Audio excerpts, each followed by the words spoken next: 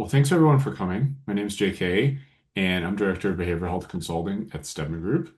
So we're a woman-owned consulting firm, and we do a lot of grant writing, in addition to some other things. So today we're going to talk not just about grant writing, but also about how to use AI specifically. I have to say, a few years ago in 2022, when I first heard about consumer-based AI, ChatGPT, I thought that our grant writing division was going to crumble pretty quickly because people would just use AI to craft their grant applications, and that would give them the best grant applications. And I was right about part of that, is that people would use AI in their grant applications. And I was wrong about, yes, we'll share the recording.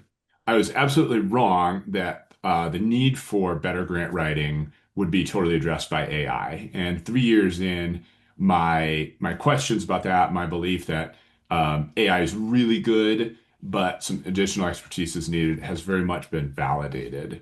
And here's why because AI speeds up and allows everybody to craft a good grant application pretty easily.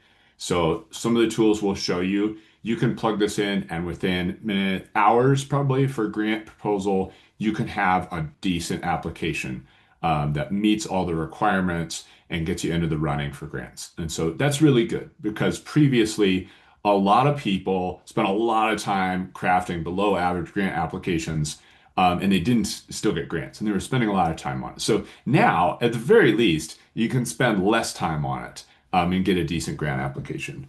And so that's a big benefit because a lot of folks can have less grant writing staff or less skilled grant writing staff and still get decent outcomes.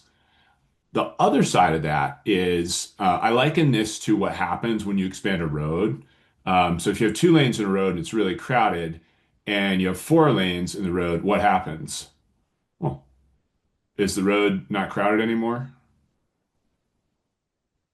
Yeah, so, right? More people hear about it and they think I can go faster, and so I'm going to take that road. And so usually it ends up that congestion stays about the same. I liken grant writing a lot to that, in that this enabled a lot of people to write grants they couldn't write before. And so what we see is that many, many, many more people apply. And to give you one example of that, a few years ago, the infrastructure share for the Attorney General, and we'll talk about a grant like that, I think they got about a dozen applications. And I believe that same program last year got 40 or 50 applications. So, and part of that is because it's just easier to put together a grant application. So AI is wonderful and it will get you toward applications. But what that means is that your proposal has to be better in order for it to stand out and for you to win. So today, we're going to tell you how to take that first step with AI and how to improve on that a little bit and make it better than the average application so that you can win some grants. All right, that's us. That's the Stedman Group. As you can see, I'm there in the middle. Not standing on a box. I'm just really that tall. And we all take part in grant writing. Everybody in our group has written grants, has written a lot of grants. And we've worked on grants after winning them. And so we know a lot about grants, specifically in behavioral health around substance use and specifically in Colorado.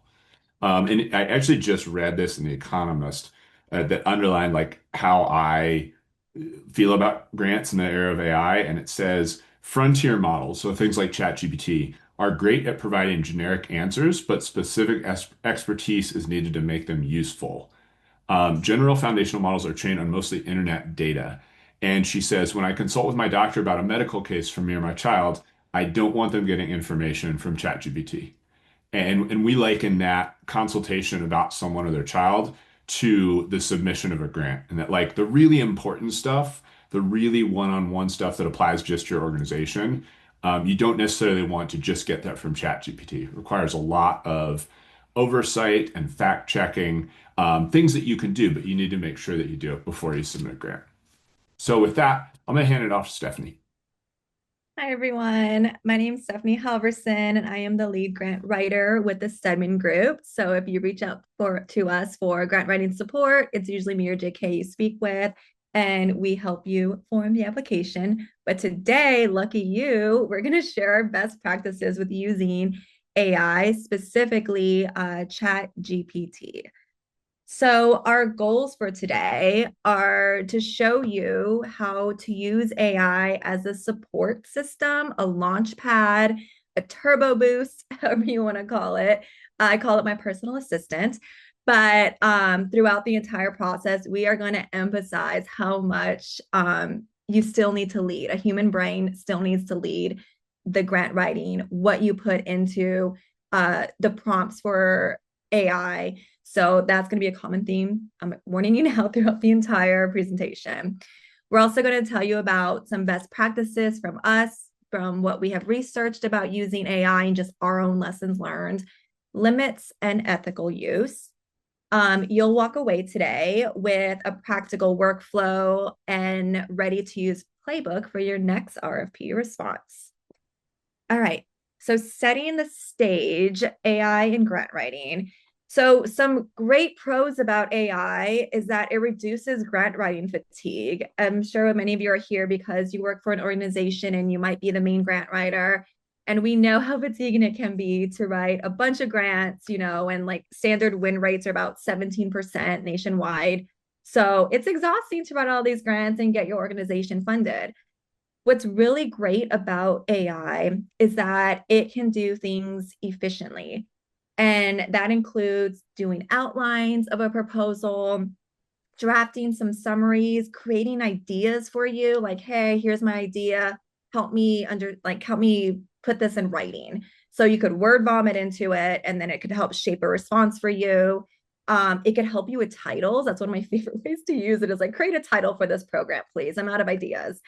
It could help you rewrite drafts. It could help you shorten, lengthen, use it as a research assistant. So there's a lot of great ways to interact with it. It accelerates the process and it also improves writing clarity. So nowadays, most grant proposals submitted, there shouldn't be any grammar errors. It should be pretty clear for the reviewer to understand what you're requesting, and it should read pretty well. JK, do you want to add something in there? I see your hand raised. Yeah, totally. I mean, the way I look at this is like when I ask somebody if they use ChatGPT, if they say no, I either think they're lying or they're not. I'll be nice. They're not making best use of all their resources, is what I would say. And so, we like we want people to use this, and to try it out. And I think that the other thing is, so we hire grant writers, right? And we've also had people where it was obvious that their only tool was ChatGPT. And so, the key, as you said, right, is it's just setting the stage, right? It's good for getting an outline, but there's a lot of telltale signs that we're going to go over, and also like really easy to discern. And for some reason, I think people who judge these are sick of that. Like they're sick of seeing bullet point list after bullet point list. And so they'll ferret that out. So I actually think like if you just use ChatGPT at this point, you're actually at a disadvantage because it's so recognizable and people are so like hunting for it and, probably eliminating grants they feel like are mostly written with ChatGPT. So this just wanted to chime in that like it's really important that it's just setting the stage and accelerating that first like 30 to 50% of the process. Sure. Thanks, JK. Another great thing that it does is it can conduct an analysis for you, but again, be cautious. My next thing is humans must lead. So sometimes what I do is I copy and paste how the evaluator is going to evaluate. So most RFPs say, here's how we're going to evaluate you when you respond to your needs assessment. I'll copy and paste that, then put in my needs assessment, and then say, how does this evaluate? Where can I improve? Does this meet all the check boxes? So again, that's something we'll go over. So it helps spot alignment between your narrative and funder criteria. So my next question for you to drop in the chat, in one word, what's your biggest frustration about writing grants, besides how time consuming it is? Capacity, yes. Yes, how will you sustain this funding after the program ends? Standing out. Ooh, that one's a good one. Budget narratives. I would say I'm just going to give you best practices right now. Honestly, with how to sustain, I would be transparent, like are you using mainly grants for this, and then provide what grants you're going to seek after this funding. Maybe doing fundraisers, donation events, trying for Medicaid, billing process, which JK is like an expert in. So not like is an expert in. So another area where that expertise comes into play to help support the application. Because a lot of funders do look for, okay, we give you this initial funding, how are you going to sustain it? So that piece is very important. So I like to think of things on a spectrum. And we do get asked, like when we write proposals for clients, like, I don't want any AI content. And like, well, wait a second, like Grammarly is AI, spell check is AI. Give us more direction. So I have had to clarify what is the difference between AI generated and AI assisted. So I just did the entire spectrum because why not? So human generated is like back in the day when we had no computers. No, I'm kidding. But really, that's all your brain, your idea, your writing style. That's all obviously no outside artificial intelligence influence. AI generated is kind of like what JK was talking about as far as like copy and pasting exactly what ChatGPT or the AI system pops out and you'd be like, yep, that's my application, submit, right? But there's no human element into it. It's not authentic. There's no like plan for sustainability, really. It's just so surface level that reviewers are going to see it and be like, next. They're going to know it's ChatGPT and it's generated and there's no context and some meat in there, right? AI assisted, AI edited is where we like to play in, where we use it for like spelling errors, spell check, for grammar check, to make sure things align, to make sure like it's concise enough. If we need help with conclusion sentences or budget narratives, I'm going to address this now.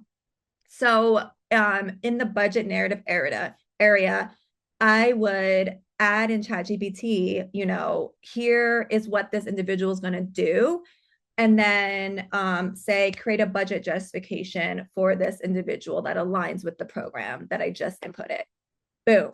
And then rewrite that in 200 words and then verify it and then insert it. So I know that sounds super easy. I'm making it sound super easy, but we're going to do a demo soon. Also, So, Stephanie, I mean, budget narratives, like, they suck. yeah, But if you've written more than two grants, you've got budget narratives. And a lot of them are probably going to be pretty similar. So, like, keep in mind that AI is also compounding with all the material you've got, which at some point you've probably got 5 or 10 of these. And a lot of those have overlapping, if not very similar program budgets, or at least like, it's going to fund a person, right? And you can change the budget narrative pretty easily and change the salary. That part, I think, like the first time writing the budget narrative is terrible, right? It takes forever. But on your second, your third, and ChatGPT can help with that. Edit, change it from program coordinator to program director, and the salary is this. It can certainly help you with that. But I also think that's one of those things where like, don't use ChatGPT to start from zero, right? Use ChatGPT to start from all the good stuff you've already got. I usually write the budget narrative at the very end. That helps. Budget first to figure out what you're going to request. That's the first question we always ask. What are we requesting funds for and why? So write out your budget itself. And then as you write your program, because you want to make sure that that all aligns with your budget, very last thing I do is the budget narrative. But I have the budget in place to begin with. All right, so now is quiz time. This is our next poll. Don't worry, I'll zoom in so you can have a second to review this. I want to ask you, which one of these two statements is AI generated?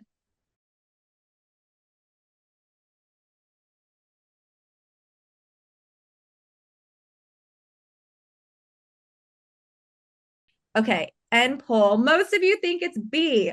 So we were asked to review a grant that someone submitted, but and why they didn't win it. And we read it, and one, it didn't even respond to the prompt. So this one wasn't even responsive to the prompt. Two, I mean, it's not really local. And then the actual, so from my review, I found that it was 29.2 per 100,000 in Michigan overdose mortality and 9.2 for the county in which they're talking about. So like the data was wrong, which I know that was a trick question. Y'all didn't know. And also there's a lot of grammar errors and just a lot of references for like this one piece, which I'm going to show you when you ask ChatGPT to give you sources. It's going to give you a lot, and some of them don't even align. So this is where it's like you have to double check. So that's that side. This side for the needs assessment, this was, I think, respond in like 200 words. This one, I hope you all love it, but it's super descriptive. The links are in lieu of the references because we didn't have room, right? And it's just a way to like replace those two. It narrows in on specific counties and gives the actual, so like ChatGPT, I've never seen it do something like this. And then it wraps up with exactly what we're going to do with the program. So this, I hope you think, is very human because we wrote it. But do y'all have any questions on those two as far as the difference between the two? I've been a bullet point gal. I mean, bullet points are really effective, right? It's just ChatGPT overuses them. So bullet points shouldn't be banned from your writing by any means. They're really good at breaking up a page and making like discrete points really, really visible to people. But I think, as you said, Stephanie, these are largely national data. ChatGPT loves national data because it's looking for things that are more common on the internet. So state, and especially on the right, you see state, not just overdose, it's ED data, and it's very recent. And so it's a lot more rare that you would see like last year's data through AI, and especially something that's like not just your like headline, like overdoses. This is ED visits. So I think that's something that makes this more convincing because we're trying to talk about this, these specific counties, it being more recent and also like digging up something that's not just overdose, like overdose fatality. Bridget, you have your hand up. Yeah, I guess like for me, when like in doing this exercise of like which one's AI generated or not, I think I'm just curious to hear um in terms of, well, actually no, I may have answered my own question because you all said AI generated, not AI assisted. Because for me, I don't know, like A looks like it just like I'm understanding. It looks just more concise, like this, and this is the data versus when I'm looking at B is just a lot of information. It's like a kitchen sink being thrown at me. So for me, it's like A is the better prompt. So independent of which one's AI generated or not. And so curious thoughts on that in terms of um, is this something that like foundations are looking at, like, oh, which one's AI generated versus which one actually makes better sense? So, Bridget, I'm so glad you asked this, and this will help with grant writing in general and another best practice from the STEM group. So when you're responding to a needs statement, foundation, state, whatever you're writing for, you want to make it as local as possible. So this is that where that authentic community engagement approach really makes sense. So when JK was talking about these are national data, if you have no other data to present, national might be the way to go. But really, you want to narrow into that local data. You want to show the reviewers here is why you need this program. Here is why and what we're going to do in the community for this program.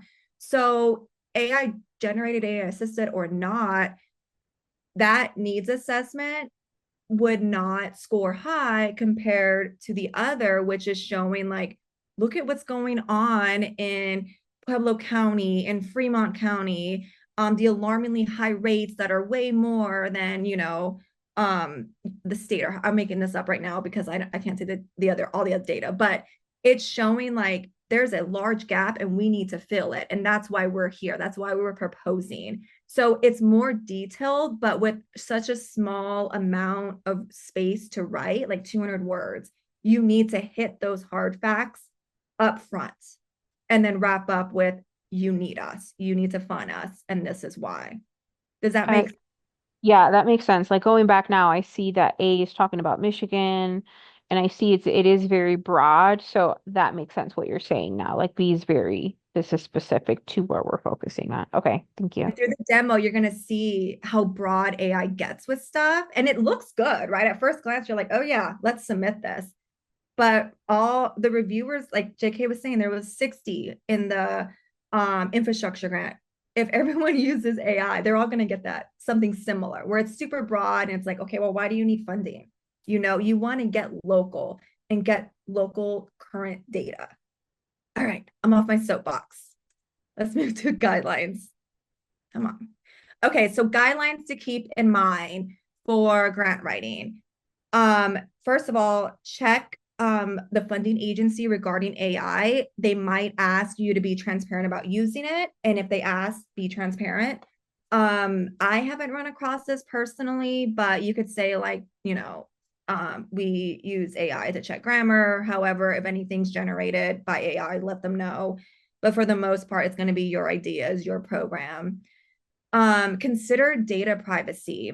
So obviously you're putting information into an artificial intelligence system that they retain and learn from. So just best practices, personal identifying information, do not put in there. If you have any proprietary information, do not put that in there. When we use it, we use like the organization, or just use it to like rewrite things. So it's not, giving them all of your secrets and anything that like you don't want to share. Use specific or custom prompts for specific feedback. So, and we'll show this in the demo, but using it and copying and pasting the actual prompt of the application into the platform and then responding to it with your information so that you're able to customize the prompts and the responses. And you could follow up with off track, I need this more personalized, or I need this more like less AI obvious, but however you need it to adjust to you, tell it to adjust to you.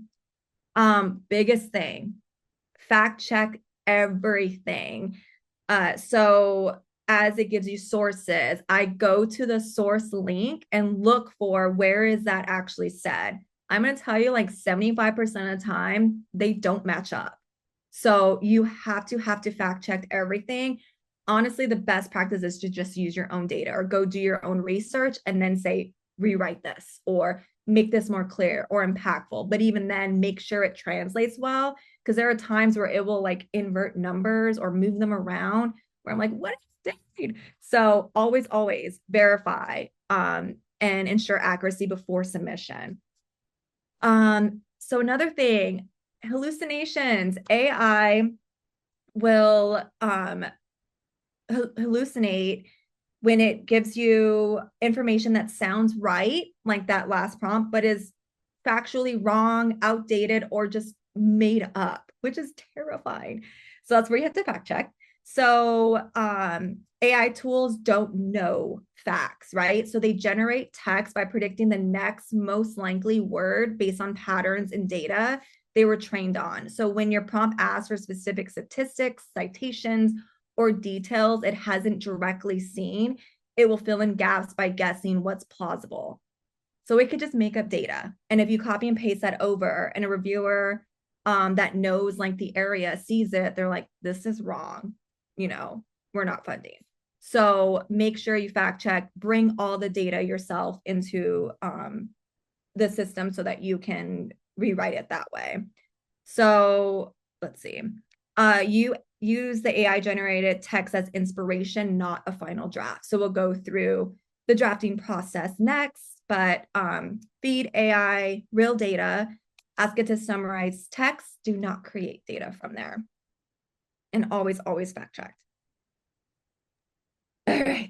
I think the other one is like, yeah, I think you said this, like use a euphemism for any person or organization there. Like I've used like Mr. C or something because I didn't want to include the client's name in there. And I think they will appreciate that, especially if you say that's your policy up front. And it will prevent them from being like implicated in a hallucination in the future, perhaps. Thank you. All right. Here is the process. Honestly, my process is very messy because it's a lot of back and forth, fact checking and everything. But here's like somewhat linear process. So if you didn't know, ChatGPT, you could upload documents. It's gone so far in the last like few months since it initiated. So what I like to do is I actually like to upload the actual RFP and say, like, outline for this. Tell me about this RFP. I still go through it because I'm a little OCD, but it helps you if you're just in a rush, you know, you don't have a lot of staff, you're like, I just need to know the facts. So that's a good way to skim through like however long the RFP is, which could be like up to 100 pages or more. So it helps orient like, hey, ChatGPT, here's what we're working on today, and here's how I need you to respond. So I always start with that, brand new chat starting with that. Then you could go into generate an outline of all the areas that you need responses to, and it'll just do its thing. Then you want to feed it your ideas like, hey, here's what we're applying for. In the demo time, we're using the Resilient Colorado grant, which is out, by the way, due December 13th. I get no funding for advertising this grant. No kidding. But I am doing this demo with COPA, who we've never ran for. We're not writing for them on this, but I just figured, you know, why not? We're doing a COPA presentation. Let's just use COPA as our example. So I'm pretending like COPA's applying for the Resilient grant and going to fund, and I think I said like 50 people to get certified in the certification process. So that's my example. But you tell it that's what we're going to do, and it's going to hit these targets. Then you're going to draft in those focus sections, right? So you're going to copy and paste whatever the prompt is, and then how you want to respond to it, and then let it do its magic. And then when you pull it aside, you copy and paste that over to your draft.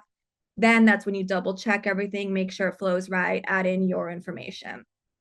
Another cool thing, like we were talking about, how it can analyze data, right? So a way to use the analysis side is to align your responses with how the grant makers are going to evaluate your RFP. So you could say, here's the problem statement, evaluate it against copy and paste however the evaluation is going to go. It might say like greatest need in the area or however, and see how it scores against that, and ask ChatGPT, where can I make this stronger? So it's a good little partner for that.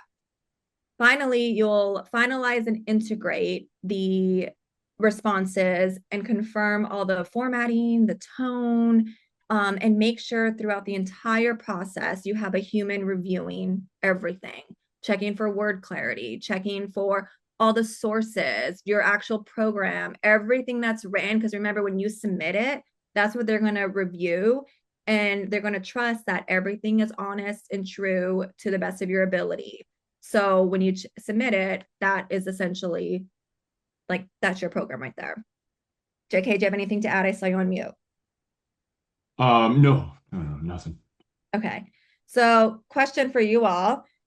How do you currently handle fact checking or data verification when using AI? And or do you fact check? Or are you like, oh my gosh, I need a fact check? I'll come off mute for this one. For our organization, we have our own data that we keep of like this is our standard data that we feel tells the story of the community needs assessment, what organization does. So we don't really rely on ChatGPT for that for data. But let's say if there is something where we're needing additional data or something, or I might put our current data in and say, help, like what else am I missing or could help bring this to life? Yeah. Um, and if they bring up other data points, I always check it because it is so phantom. It is so phantom.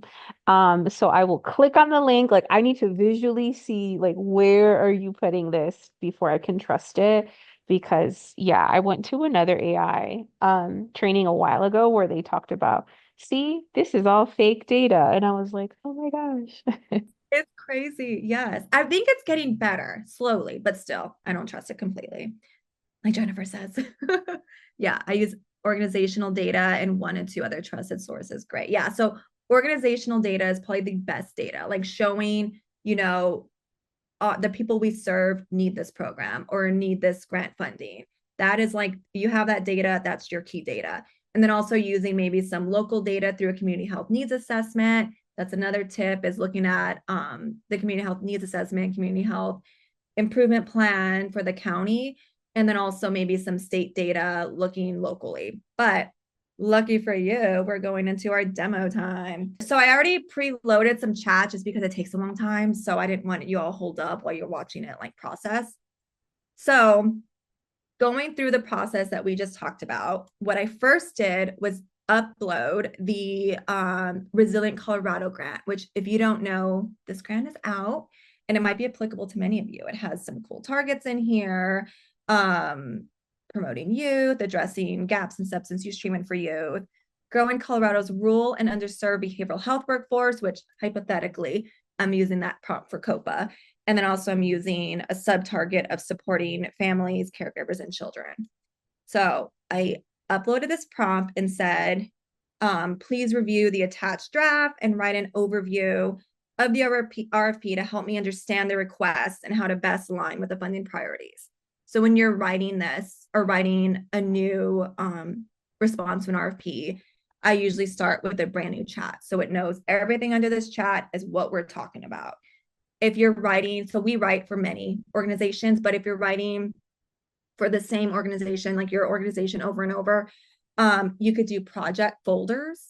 So it keeps like your organization data and you could upload it there, and it'll save it so that all of your grants going forward, it'll know this is the information I can use. Okay. So it gave me this response. So it talked about the purpose and context. It talks about the funding structure, maximum of $750,000 per applicant, the grant period, deadline to apply. Those all check out. Who could apply? Target areas, key components. Cool. It asks you like, what do you want me to do next?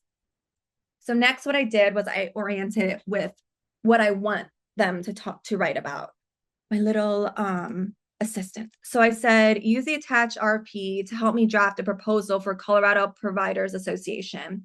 Copy and pasted the link to request funding for 100 people to become certified as family and peer specialists. This funding will cover the cost of training, attaches the manual, which was just publicly available for COPA. This aligns with target 3. And a sub-target with 5, 50% of the peers will support families. Okay, so I gave it all, like this is what I'm applying for, right? So it said, excellent, this aligns up. And then it automatically started giving me the executive summary, the statement of need, project description. Look, I didn't even tell it how much the application fees are, how much training it needs. It already pulled that from the manual. It did the statement of need, but look at how general it is. Do you all think that that's enough for a statement of need? No, it's not. Just kidding. Project description. So again, a good launch pad, right? It gives you some ideas here. Evaluation. It even wrote me a budget. Didn't even ask for it. But like I said, good launch pad. So then it says, would you like me to format this into a grant ready proposal? So I said, yes, please. Why not? So it did, it asked for a few clarifying questions. And I said, how much we're going to be requesting, the geographic focus, partners. It gave me a response based off that. But I wanted to show you that it's showing you executive summary, statement of need. Again, very broad, right? There's nothing really local or specific about this to show the need. Also, I want to show you that in the application itself, it's not aligning with, here's the component that you need to submit. Where do you see executive summary? Do you see a response to this question? No. So it is just responding broadly, right? So here's where you will go in and copy and paste this guy and say, write a response to this prompt for me with this information. And then you could write it out and it'll give you a response for that, or just a tailored response for it that like is grammatically correct and flows well. All right, so I did that for you so we don't have to wait.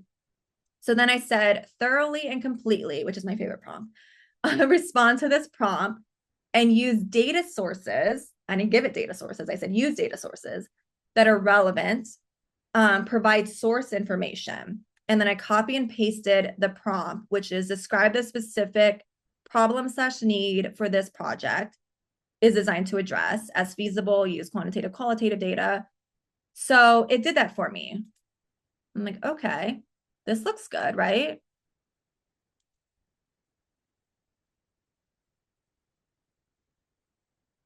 So not too shabby. All right, but where's it getting this data from? Have you all ever used this data source before? No. Okay. So what you can do is say rewrite this using, and since we're running out of time, I found, so if you haven't used the Colorado Drug Overdose Statistics Dashboard, this is awesome, a frequent source of mine. It leads to here. And I found just from doing some light research on this, some key target areas might be in this area, also aligned with the need by county of residence. This is for a number of people who receive substance use disorder care. And then this one is the drug overdose. So you see where like there's a great need in this area, which will help support the need statement. So from here, and I'm just going to copy and paste what I already researched. So you could see like a prompt in real life. So I'm going to say rework the response with this data. And this is just, I just found the data, like I said. So this one, number of people who receive substance use disorder care, literally copied and paste this. It was right here, and greater than the state average. So that shows a need, right? And then here, I think I did this guy for 2023 because we want to line up the date sources. All right, and let's see what it does. So there's lots of back and forth, lots of verification. It's like, perfect, I got you. Still don't really like the response.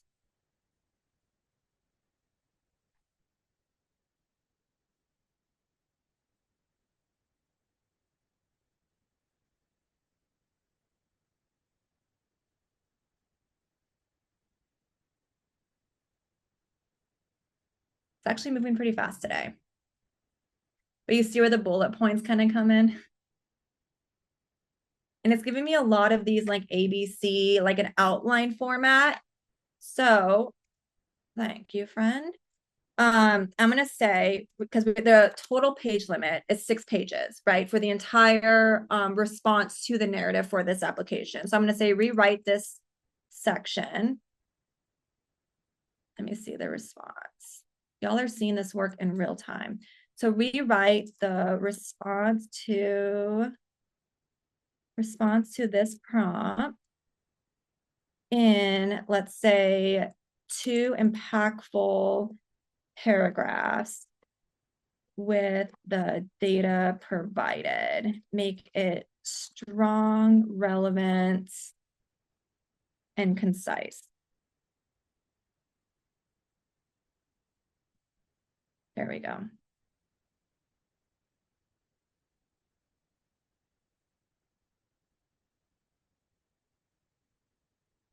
I like this response a bit better. So that kind of shows a bit of the process as far as taking something that is definitely not ready to be submitted, moving it into something that's maybe better, but still you want to take out, double check all the data, all the facts, rewrite it to make sure like you want to add more data, something more local, something based on your organization. But it's a way to help you write clearly and effectively. And you could tell it to like, add in the story in the beginning or add in any kind of prompt you want it to do. It's really good at capturing what you're asking it to. And then even so, you could ask like, highlight this and say, where did you get this information from? So that's another thing I like to do. Okay, running out of time. So quality assurance loop. entire time human judgment, right? So you draft it, AI, human collaboration. So that last piece where it looked better, the response output, that's where you bring in your own data. You do your research, put it in, and have it help you write it and still fact check it, edit it, get it to where you want it to be submittable. Review human and AI, validate, fact check everything, ensure ethics and funder fit, and then finalize, integrate, and submit. So that's the entire quality assurance loop where really the human has to be there to ensure that everything is accurate and ready to go. All right, we're near the end, and we should have a few minutes for questions if people have any remaining questions. But these are our takeaways that humans are still necessary, um, especially your organizational data. I heard a few people say we really try to prioritize our organizational data. That's the strongest, and it's going to show when you have organizational data. It's both going to be more accurate and more relevant. So I think if you don't have that, doing a community needs assessment or environmental scan, even in brief, is going to be really, really helpful. I actually found it, this is great because I don't even really need a clear prompt. I just kind of brain dump and see, like I need this restriction and oh, I remembered this thing. ChatGPT deals really well with that. Kind of like not necessarily. Sorry, my dogs are playing. Um, ChatGPT deals with that kind of like stream of consciousness ideas like, oh, I just remembered this and I needed to be more focused on this value. So that can be really, really helpful. Is that you don't need to be logical, it can be logical for you. Quality assurance loops definitely going around at least twice between their material and your edits. It's going to be really, really helpful. And one thing that we always do when we're writing a grant that ChatGPT will never ever replace is we get a story and we start with a story about a real person who was helped by or could have been helped by this organization. And that really, really is icing on the cake and something that ChatGPT, I wouldn't rely on it for a minute to do that. And so make sure that you keep the human aspect to your grants. ChatGPT can speed it up quite a bit and any other AI, but really it still comes down to what your organization is going to do in line with this funder to help a specific person. And so I think that that's still a constant in the grant writing and awarding process. So with that, we got a couple minutes for questions, and I see Sydney's hand up. Yeah, there were a couple of questions in the chat earlier that I wanted to make sure we got to. So one of them from Dodie was, can you recommend some good AI checkers so we can double check our work to see how much of our writing is flagged as written by AI? I don't know of any. I don't personally use it. I don't either. I'm sure schools have a good answer for this, like universities. I also don't know if foundations are using, like, I don't know if that's the intensity they're looking at. I've talked to reviewers before or worked at like the states, just informal. I don't know how they know, but I think it's like the general, like if you're very general and it's like surface level or it has like the bullet points or the telltale signs of using I think that's how they know. But it looks like Grammarly has an AI checker. I just Googled AI checkers. Looks like Grammarly does, Note GPT.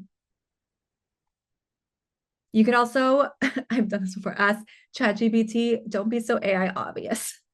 So I don't know. One more question from Bridget.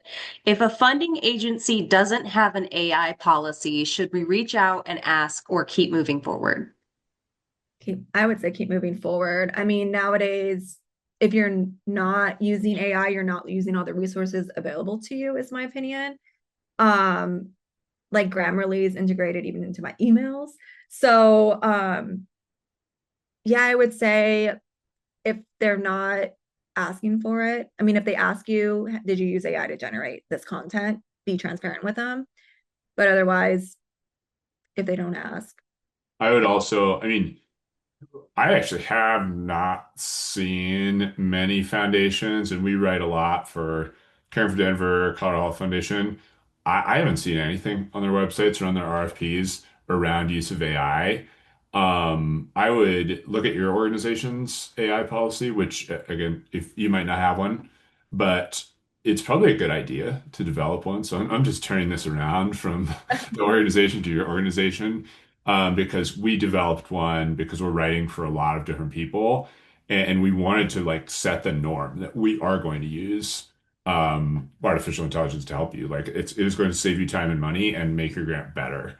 And so if somebody didn't agree with that, we could definitely like chat with them about that. But we also set out exactly how we use it, so that people's minds are I think more at ease. And I'd say my experience, Stephanie's definitely our lead, is that we get less questions about it recently. Like 2 years ago, we got tons of questions and like unease about it. And now, I don't know. I haven't gotten a question about it in quite a while. And I'll tell you something too. I'm just gonna keep talking. Um, ChatGPT gets to know you. So I noticed like if you keep using and you keep saying like, no, rewrite this, like I need it more clear, more concise, like it'll start like actually writing things going forward more clear and more concise. And it'll really get to know you. Um, I deleted a lot of the stuff I've used before and I noticed it like got dumber, if that makes sense. I was like, wait a second, I thought we cleared out all of these like bad prompts. Why are you giving me these responses? So let it keep using it, let it get to know you and know that like, oh, she fact checks me, you know. So it'll slowly get better with you and hopefully the more it learns and the more we both grow together. I feel like it also turned me into a better writer. I don't know. Okay, better prompting. Cool. That was your aha moment. Yes. And like weirdly, you have to prompt by section because it cannot handle like too many commands. Yes. And the best part is you all are running for the same organization. As consultants, we write for many organizations. So it's like restarting from beginning and like, wait, tell me more about your organization. So you get the benefit. You get to teach it all about your organization. So it should get very smart on you. And hopefully the more you use it, the more practice you get, refining. Just remember when you submit grants, make it personal and make them like feel like, wow, this is aligned with what we're requesting and the need is aligned too. Like they need to fund you. That is like the win theme always is they need to fund you and here's why. Cool. Well, on that note, happy writing.